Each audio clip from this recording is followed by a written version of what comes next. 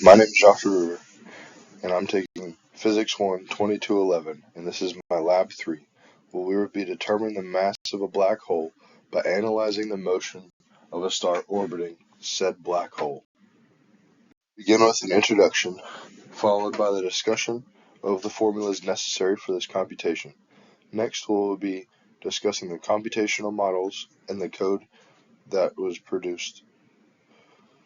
Finally, we'll talk about the calculations and analysis that went into it, then followed by some conclusions and reflection. Key concepts of this lab are Newton's second law and Newton's universal law of gravitation.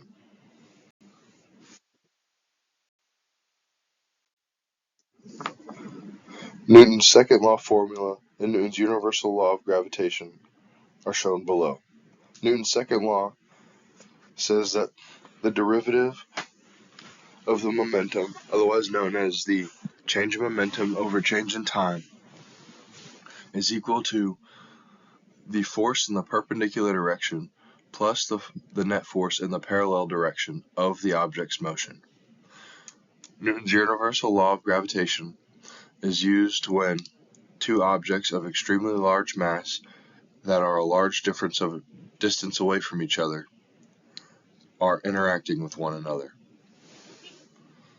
This uses the gravitational constant g, which is equivalent to 6.67 times 10 to the negative 11. We have a video computational model that represents the star rotating around the black hole. One thing you may notice is the star's vectors. The blue one shows the perpendicular force, the purple one is the parallel force, and the orange one is the net force. One thing we may note is that the perpendicular and parallel vectors add up to the F net force.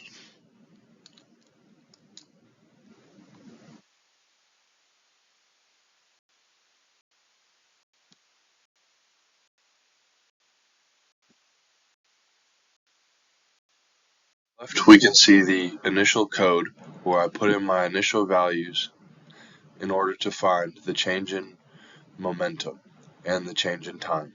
I then found a prediction of the change in momentum over change in time and set that equal to my net force. Then I calculated my parallel force by multiplying the magnitude of F net that I just got into my p hat vector. Then I rearranged the Newton's universal law of gravitation formula in order to solve for the mass of the black hole using the net force and the mass and position that was given. The graphical representation of the data that was produced by the previous code. On the left, you can see the blue line that shows my parallel force, and you can see the squiggly lines on it. This is one error that I could find in my computational model, and I'm not sure how this could be avoided. We are presented with the question, what if the black hole was replaced with another black hole and the motion of the star is unchanged? Well, using the motion of the star, that is how we found our net force of the system. Then that determined the mass of the black hole. So, in theory, if the motion was unchanged, then the mass of the black hole would be the same. Second question we were presented with is what are the differences in the net force, the change of momentum, and their respective components?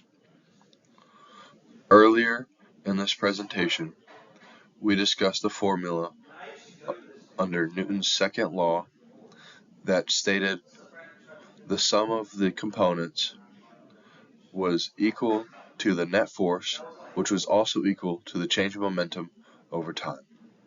Therefore, there is no difference between these variables. Thank you.